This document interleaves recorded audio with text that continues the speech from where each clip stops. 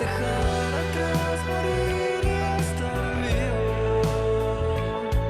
Mira cómo lo ve tu eterno corazón,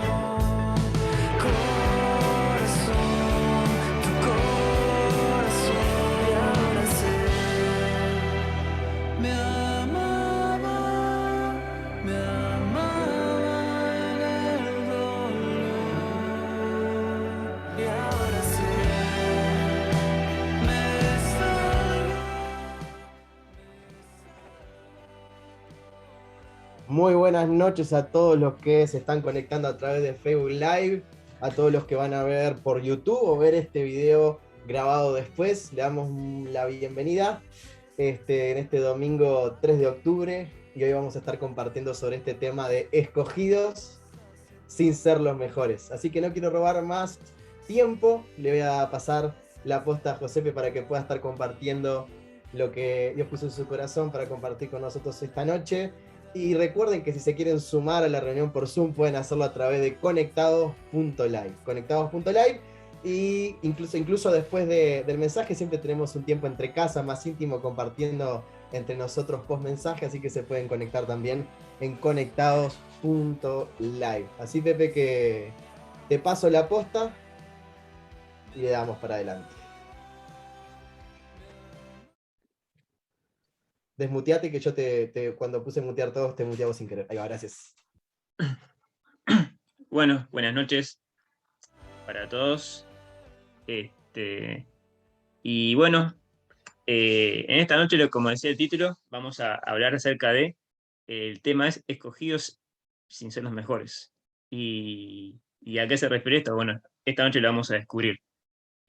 Vamos a profundizar un poquito, a ver qué significa esto.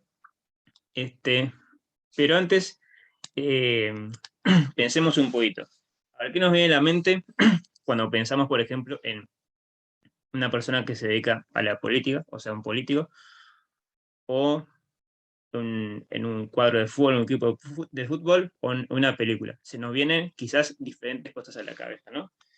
En especial una persona, cuando pensamos en alguien que se dedica a la política, un parlamentario, un legislador, a veces pensamos, bueno, que bien se está dedicando a hacer diversas políticas para el bien de la sociedad, o por lo general, lamentablemente, y a veces con razón justificada, la gente tiene una idea acerca de lo que es un político que lamentablemente no es nada bueno.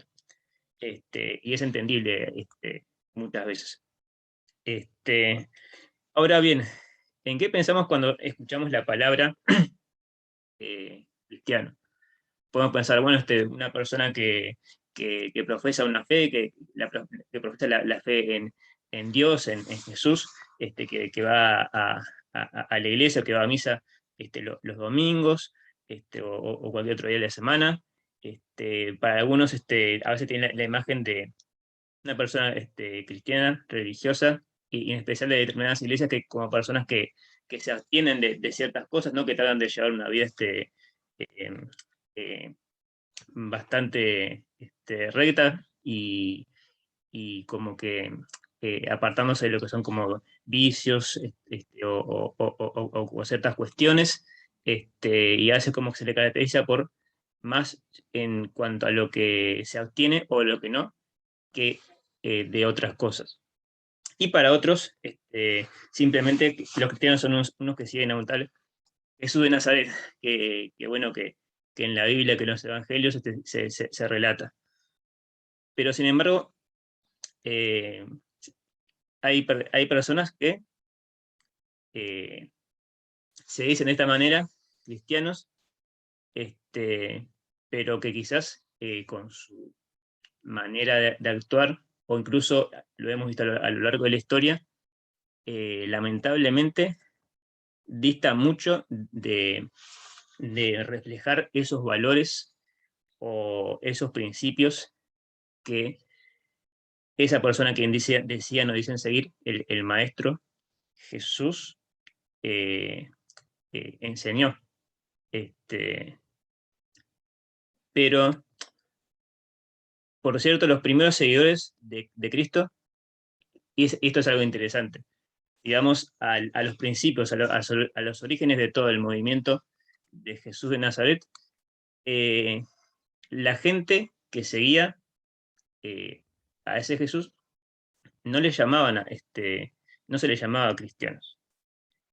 Y el tema es que este término, cristianos, en sus inicios fue más bien algo como despectivo, o sea, que te digan cristiano si eras un seguidor de Jesús de Nazaret en el primer siglo en la Palestina o en la ciudad de Israel, de Jerusalén, mejor dicho, de ese tiempo, no era algo lindo, halagador que te dijeran, sino que era más bien despectivo, y lo decían de una manera que era como algo despreciable, por diferentes razones. Más bien encontramos, por ejemplo, que a los primeros cristianos se les conoció como discípulos. Y esto es interesante en todo, ¿no? En la misma Biblia la palabra cristianos aparece solo 3 veces, mientras que la palabra discípulos, o sea, un discípulo que es un seguidor de un maestro. Esta palabra en el texto de la Biblia, de las Sagradas Escrituras, se la encuentra 281 veces. Y creo que discípulos es la palabra más adecuada para describir a un seguidor de Jesús. Y ahora sí, entrando al tema, el tema que hoy vamos a compartir, a reflexionar un poco, tiene que ver precisamente con ese momento en la historia de Jesús de Nazaret, en la cual él escoge a esos discípulos, a esos primeros 12 discípulos, los famosos 12 apóstoles que iban a ser los que iban a comenzar ese movimiento revolucionario que revolucionó el mundo antiguo hasta el día de hoy, que hoy día lo conocemos como el cristianismo. Y parece algo bueno que hoy día con el diario de lunes quizás es algo muy simple, porque ya muchos sabemos la historia un poco más, un poco menos en detalle, o muchos sí, otros no, pero hay un trasfondo y un contexto, y es que en esa época era muy común que hubiesen discípulos que siguiesen a un maestro. Hoy lo vemos como algo que es muy ajeno quizás a nuestra cultura, a lo que nos movemos, y lo vemos como algo más de las tierras orientales o de otras culturas, en la espiritualidad de otras culturas. Pero en esa época, los niños hebreos, cuando recibían su formación y asistían a la escuela para aprender, por ejemplo, lo que es la Torá y las escrituras hebreas, ellos a partir de los 5 años empezaban a aprender. Cuando cumplían los 10 años, ya todos ellos conocían el contenido de lo que eran las escrituras hebreas, ¿no? Que en realidad son lo que en la Biblia es libros del Antiguo Testamento, o algunos de ellos. Y, por ejemplo, si algunos de ellos, en vez de elegir dedicarse a una profesión, a un oficio, que era lo más común en ese tiempo, decidían quizás seguir la carrera de ser un rabino, ser un líder espiritual, un líder religioso, ellos tenían que convertirse en el discípulo de un maestro, en el discípulo en este caso de un rabino que les enseñara los principios y todas las cuestiones en detalle para poder ser uno igual que él, o sea, convertirse en un futuro rabino. y cuando elegían a su maestro, a su rabino en este caso, se sentaban a sus pies y simplemente escuchaban y el rabino los enseñaba. Y lo interesante es que cuando cada uno de ellos elige a un maestro, un rabino, él les hace una serie de preguntas, o sea, pasan por una cuestión de un proceso de selección donde el maestro, el rabino, determinaba si ese discípulo era digno de ser, valga la redundancia, discipulado, o sea, de aprender a los pies de ese maestro. Y, o sea, que había como una cuestión de una prueba de admisión y de posterior descarte. Y si el rabino no lo veía que era como lo suficientemente apto o inteligente o ciertas cualidades que, que ese maestro consideraba que debía tener ese discípulo, simplemente lo abuchaba, como se dice hoy popularmente, y quedaban los más aptos según los criterios de ese maestro. Y quizás en cierta manera, en ese contexto era entendible, ¿no? Si esa persona iba a ser un futuro líder espiritual y un líder religioso de su comunidad,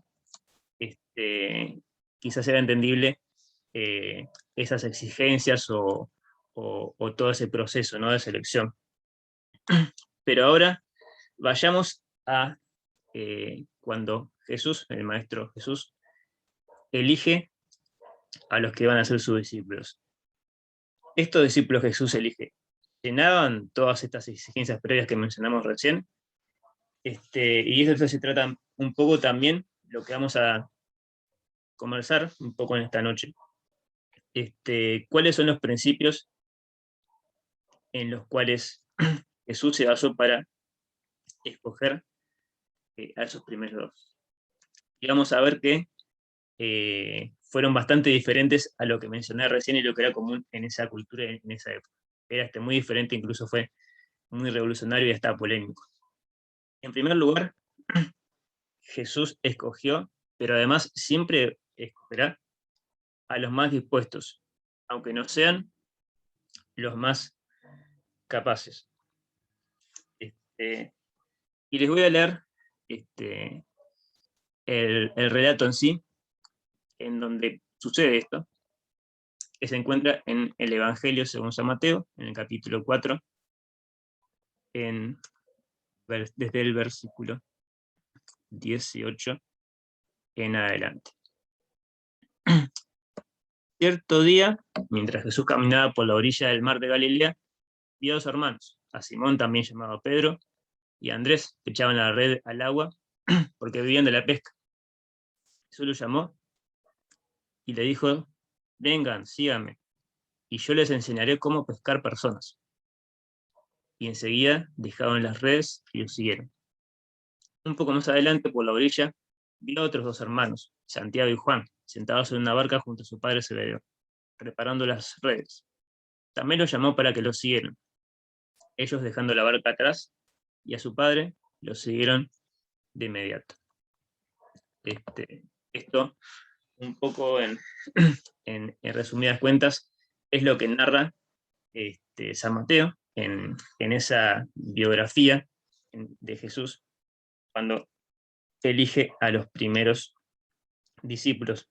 Y lo que vimos recién es que nos dice que Jesús escogió primero a dos hermanos pescadores, que eran Simón y Andrés, y después a dos más, Juan y Jacobo, que también compartían el mismo oficio, que era el oficio más común, bueno, al menos entre muchos otros, pero en el lugar donde estaban era común que se dedicaban la vida a la pesca.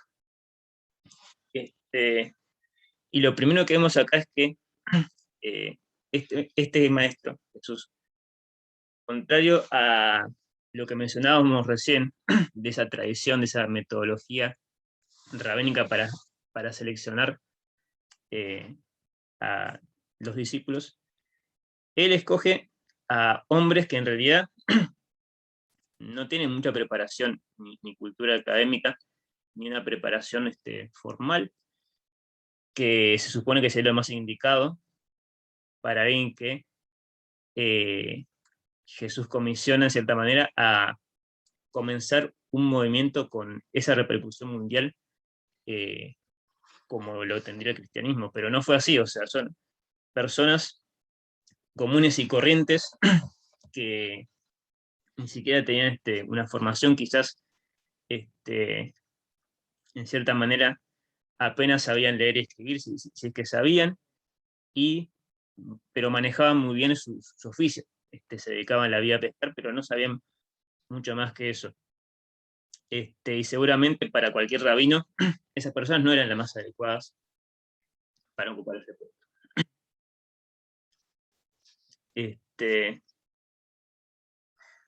Incluso quizás esas personas quizás no tenían ningún carisma o talento, como por ejemplo, cuando se hace hoy en día un proceso de selección para seleccionar, no sé, digámoslo, al gerente de una empresa o personal para una empresa, y se hace toda una cuestión, ¿no?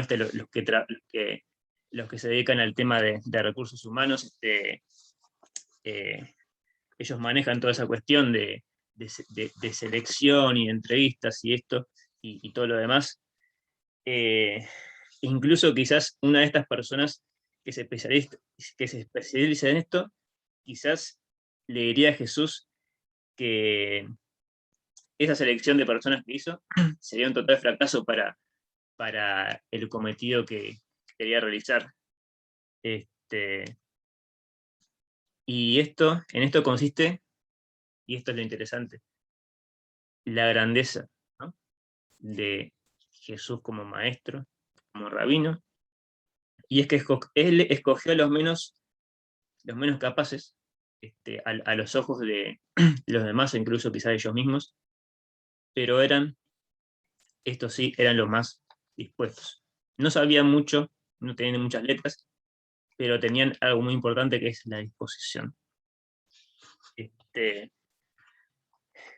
Tú quizá pudo haber elegido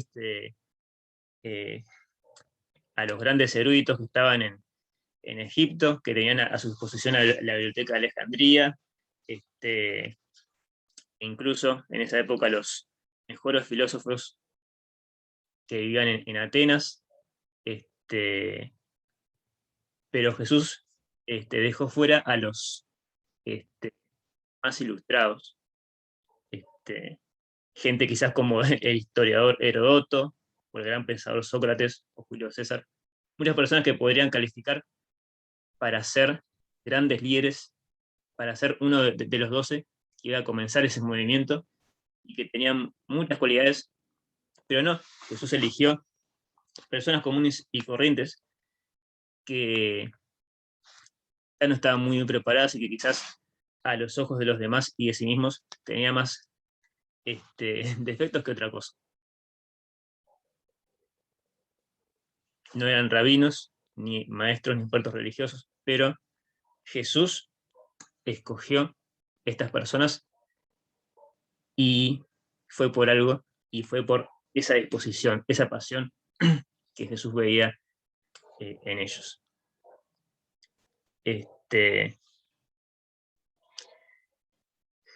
Y de la misma manera, Jesús hace lo mismo con nosotros. Quizás no veamos mucho de valor en nosotros, o que, bueno, que hay cosas todavía que hay que pulir, pero ese Jesús, el Jesús de la historia, el que enseñó, está hoy día, vive hoy día, y quiere tener con cada uno de nosotros, quiere darse a conocer, hacerse conocer, cada uno de nosotros, y por eso nos elige para que sigamos sus enseñanzas, lo conozcamos. Quizá muchos de nosotros nos preguntamos, ¿y este Jesús, este maestro, entre tantos otros maestros, ¿no? Que hay, que ha habido a lo largo de la historia, ¿qué tiene de singular? Y él quiere darse a conocer. Otra cosa y otro principio por el cual Jesús escogió a sus discípulos es que Jesús, así como pasó en ese caso, Jesús nos va a escoger primero antes que nosotros le escojamos a Él. Eso fue lo que hizo en ese momento, cuando eligió a esos primeros 12 discípulos. ¿Qué pasa cuando Él se les acerca? Y ellos estaban ahí, en realidad estaban en su trabajo, en sus oficios, estaban pescando, en realidad estaban remendando las redes, preparando quizás para salir a pescar o con la pesca del día, y Jesús se les acerca y le dice, vengan y sigan. Simplemente eso les dijo. Y ellos tuvieron esa disposición. Pero ¿qué es lo interesante de todo esto? Y es que en la tradición de la época, como mencionamos recién, eran los discípulos los que se acercaban al maestro para seguirle y para aprender de él. Jamás se vio que fuese el maestro el que fuera en persona a buscar uno por uno a los discípulos y pedirles que le sigan. Y esto es lo que pasó acá. No fueron los discípulos que escogieron a su maestro, sino que fue el maestro en persona que fue hasta donde estaban y los seleccionó. Y esto es algo que es bastante interesante. Y que dice mucho, ¿no?, acerca de la persona de este Jesús, de este maestro. Jesús, con toda la sabiduría que tenía, porque quién más como Jesús podía saber todo, todo el contenido de lo que enseñaba, pero él simplemente agarró y fue a seleccionar a estos discípulos. No se trata de que yo haya escogido a Jesús, sino que Él me escogió primero. Y esto está muy bueno porque nos habla de cómo Jesús nos ve a cada uno de nosotros, cómo nos ama. Y eso es algo que está muy bueno, que debería darnos confianza en la persona de Jesús, en sus enseñanzas. En tercer lugar, tercer y último lugar, es que Jesús escoge a estos discípulos y nos escoge también a nosotros, pero también nos presenta las condiciones de ese discipulado. En este caso, Jesús les pide que dejen lo que estaban haciendo y que lo sigan.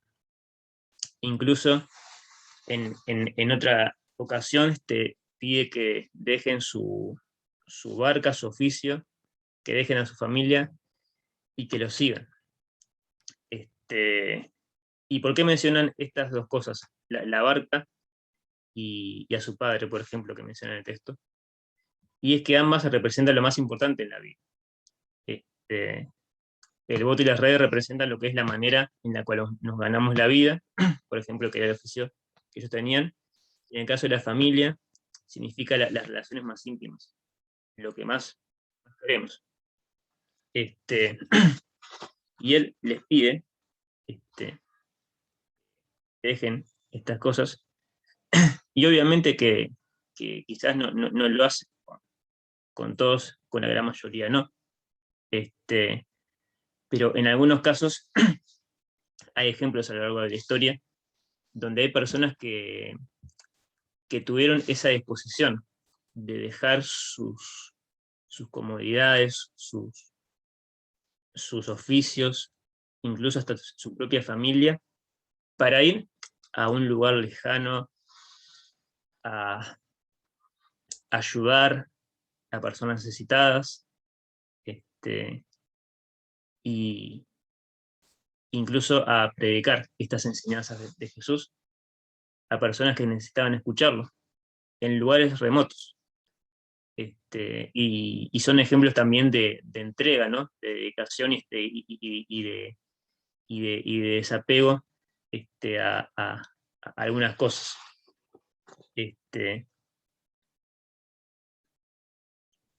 Obviamente que quizás Jesús no nos dice, deja tu familia, deja tu trabajo, larga todo, pero muchas veces quizás nos pide, sí, que dejemos ciertas cosas, el egoísmo, quizás, por ejemplo, u otras cosas que no reflejan estas enseñanzas.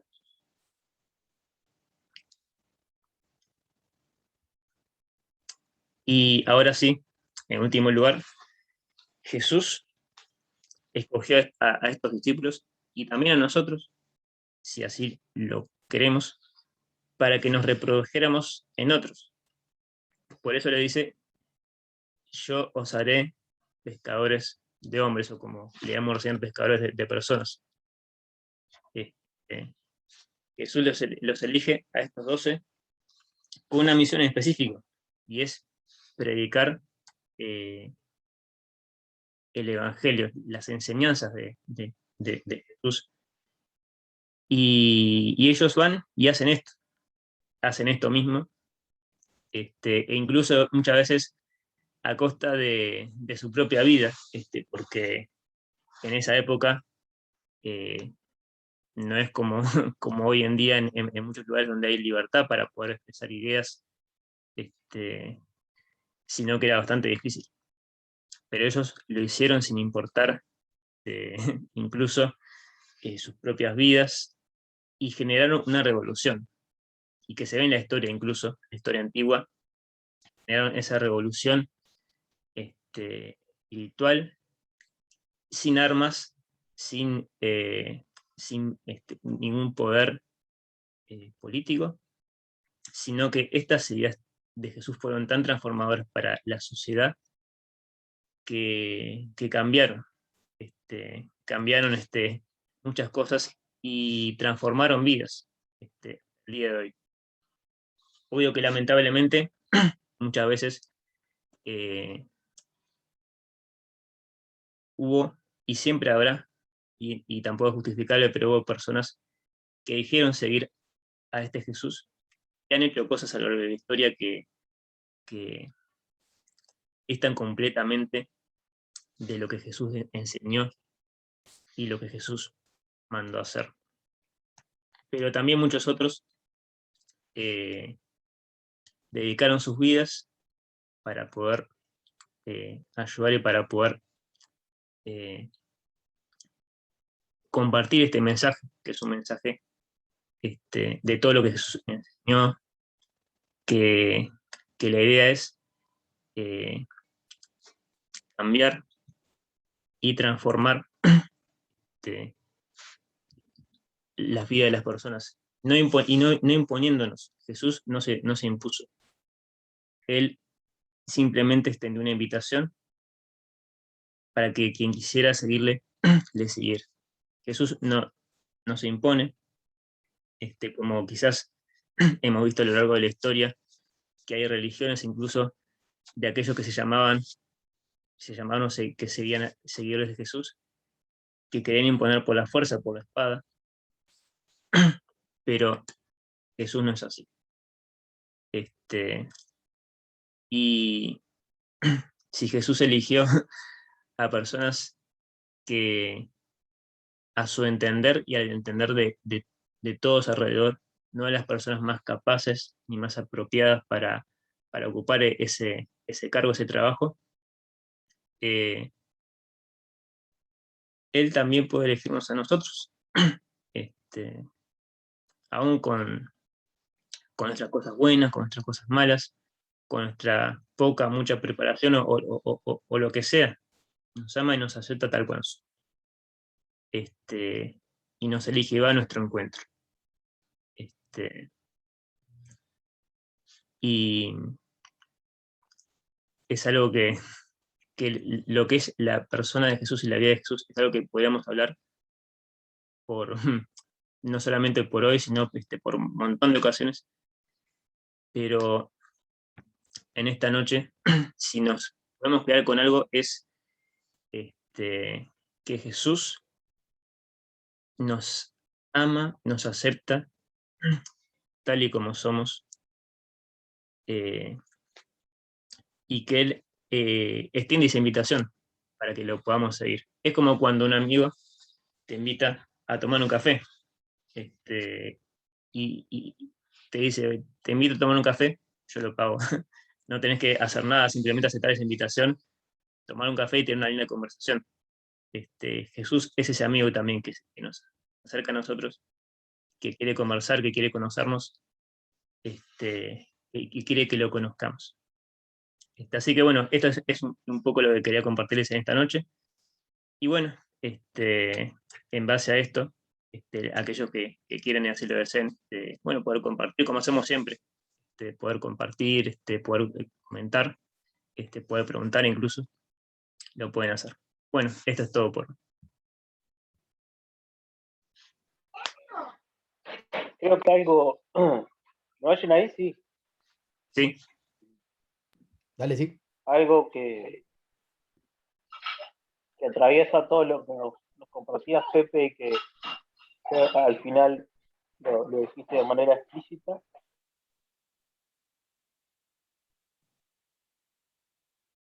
Es que se pone a nuestra vida. Y eso hay que destacarlo, porque nos encontramos o vivimos tiempos donde predomina una especie de cultura evangélica, de la imposición. tal cual. No solo la imposición externa, sino interna, en el sentido de que hay estructuras eclesiales, jerárquicas, instituciones, que nos quieren imponer cómo debemos creer en Jesús, qué prácticas rituales, liturgias debemos seguir para ser creyentes fieles o buenos creyentes o no. Incluso a qué ideología política deberíamos estar adheridos para ser buenos cristianos o no. Y hay un constante anular y hay un constante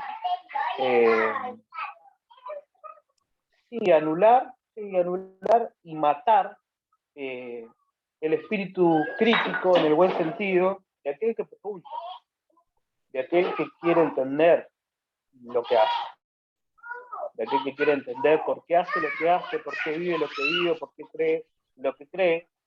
Cuando hace preguntas, o se le da una respuesta muy tonta, como para un niño de 5 años, o se lo trata de mal creyente, de incrédulo, y se lo hace a un lado, o bueno, directamente se lo violenta psicológicamente o espiritualmente. Y qué bueno eso, ¿no?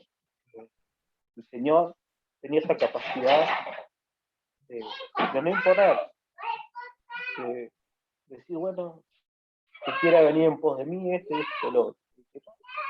Puede seguir su camino. Incluso a los apóstoles, en San Juan 6, dice que él dio una palabra muy dura, y muchos dejaron de seguirlo. Él miró a los apóstoles y le dijo, ustedes también quieren irse.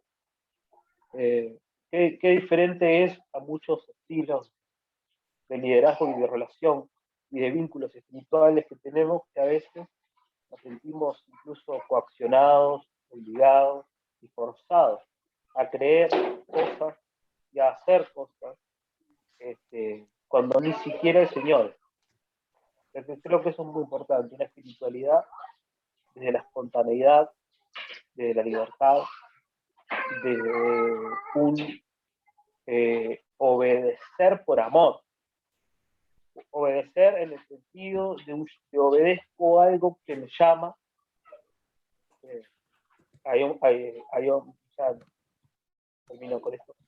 Hay un pastor amigo que siempre dice que debemos repensar la obediencia, y él pone el ejemplo de alguien que va caminando y un amigo que va caminando y vos lo llamás.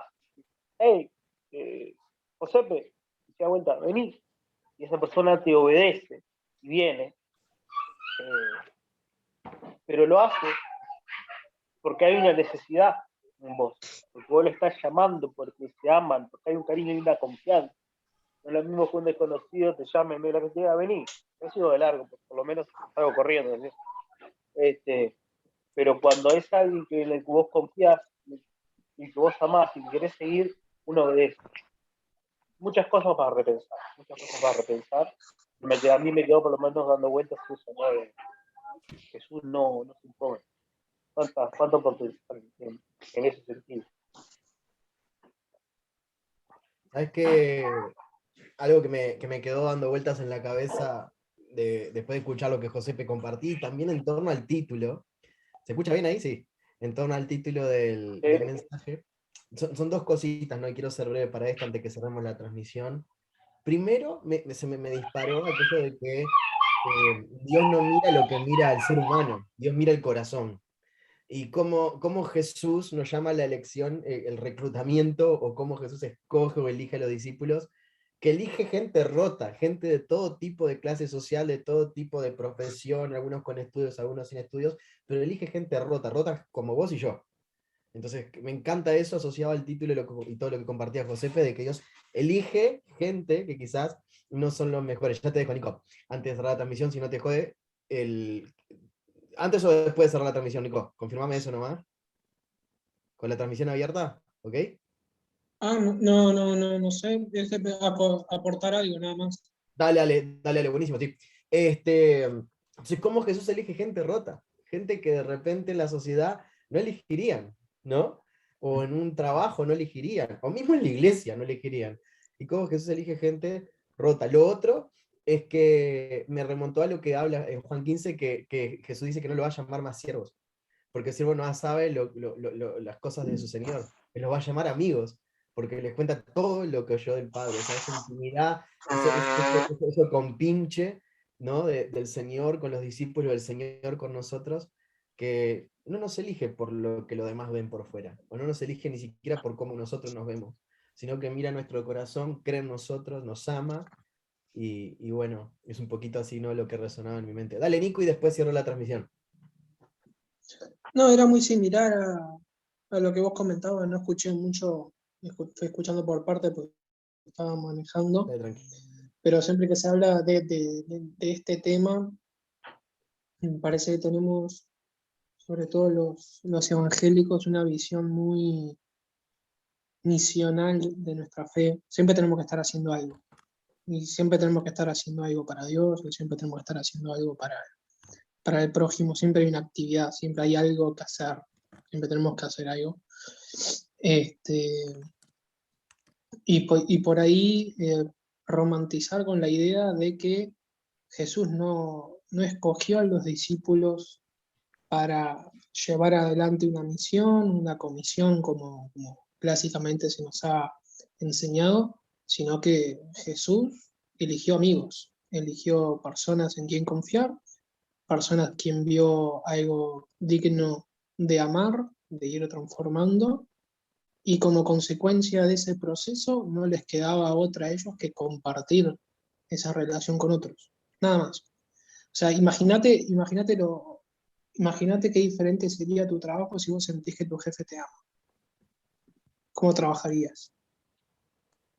¿No? Pero no que te respeta, no que te da un bono a fin de año, no que te recompensa, nada que tenga que ver con algún reforzamiento, alguna recompensa por tu trabajo, ¿no? se nota la diferencia en la vida del humano cuando una persona primero se siente amada y por eso responde haciendo cosas.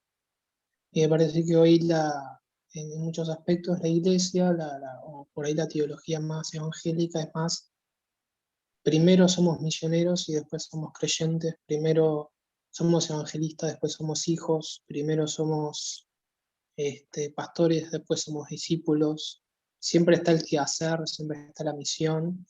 Entonces, ¿por qué no simplemente llegar a lo más simple, a lo más puro, decir Dios me eligió porque me ama, y en ese proceso voy a terminar haciendo algo por Él y nada más? Igual. Va, tremendo. Me encantó lo que compartieron.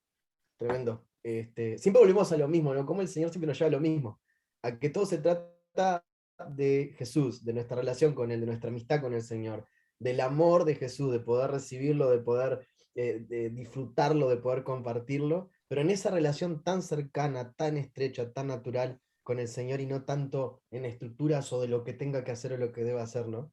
Me encantó. Gente, nos despedimos de la transmisión, pero vamos a seguir ahora entre casa, en intimidad, compartiendo entre nosotros, pero nos despedimos de la transmisión. Si querés compartir ratitos así como estos, post mensaje, puedes entrar a conectados.live. Así que nos vemos la próxima. No se olviden, todos los martes de octubre, el taller de fe en medio de la depresión. Un abrazo grande, lo dejamos con música mientras nos vamos. Saludos.